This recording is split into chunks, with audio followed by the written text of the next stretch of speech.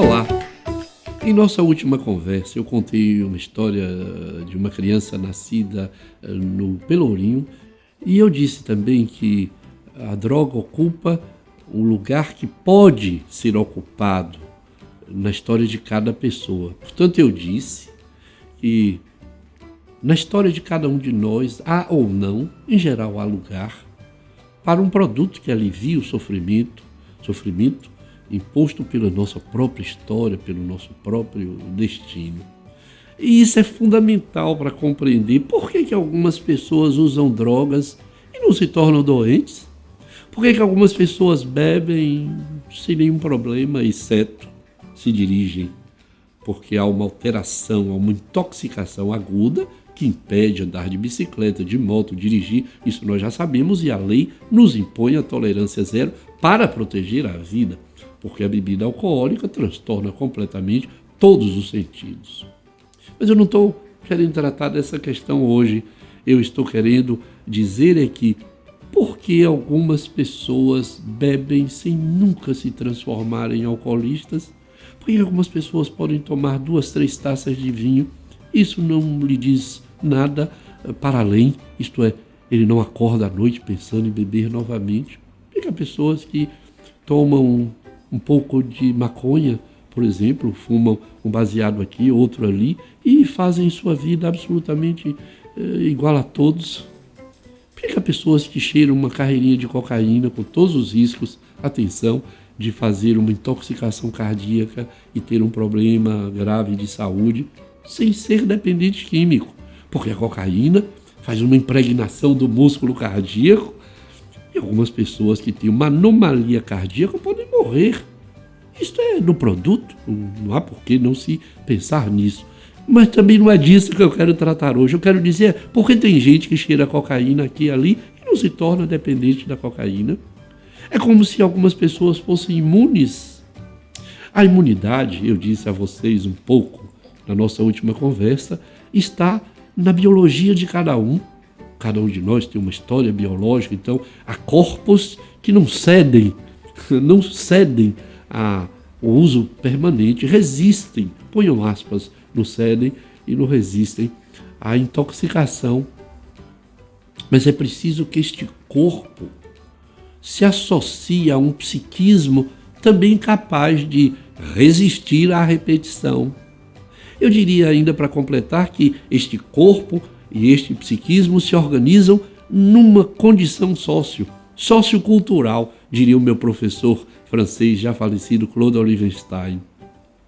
Então, a resistência que nós podemos ter a este ou aquele produto tem a ver com o nosso corpo, tem a ver com as condições em que usamos e tem a ver com a nossa psicologia.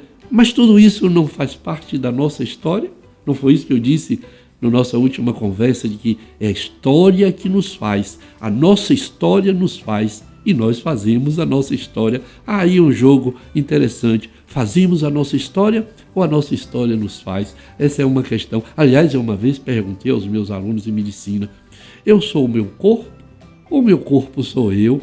Porque a gente acha que é dono do nosso corpo, mas às vezes eu tenho a impressão que o corpo é autônomo e que é ele que nos conduz. Será? Será que é o meu corpo que pensa por mim?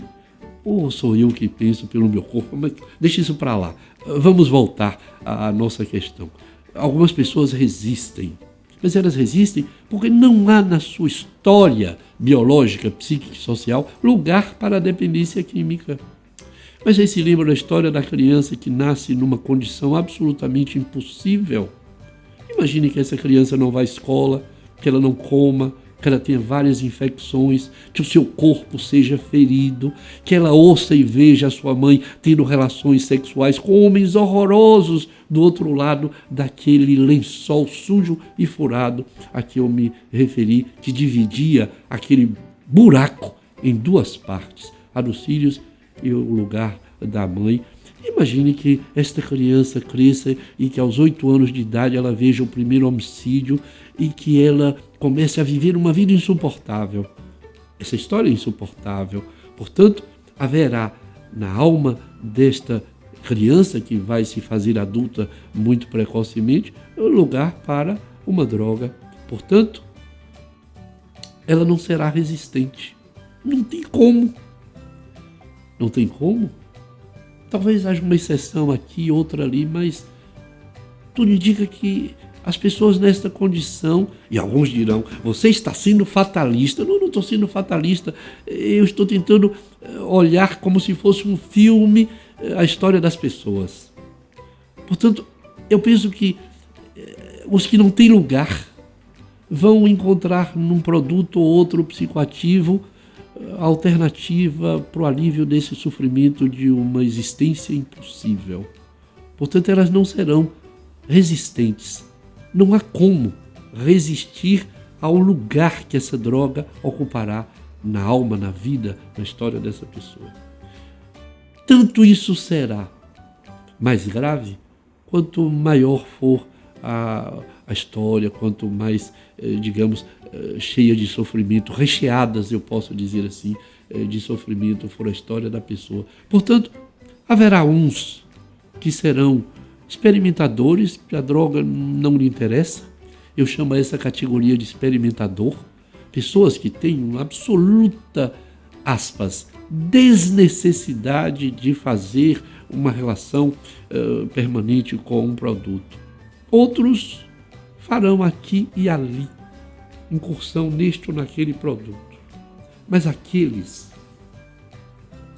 que vivem uma vida como se fosse um verdadeiro buraco faltante, a vida é uma falta permanente. Eu diria que a vida de algumas pessoas é uma falta só. Não há nenhuma outra possibilidade. Nada é possível, senão o grande temor, o grande não ser, a grande falta de lugar, a grande falta de esperança. Eu diria mesmo que no fundo é uma grande falta de possibilidade. Essas pessoas vão bloquear, tamponar, vão suprir este misto vazio com todos os produtos psicoativos possíveis. Essas pessoas estarão doentes, mas não doentes porque usam a droga. Elas não são toxicômanas primariamente. Eu diria que elas são pessoas infelizes primariamente. Elas são pessoas faltantes.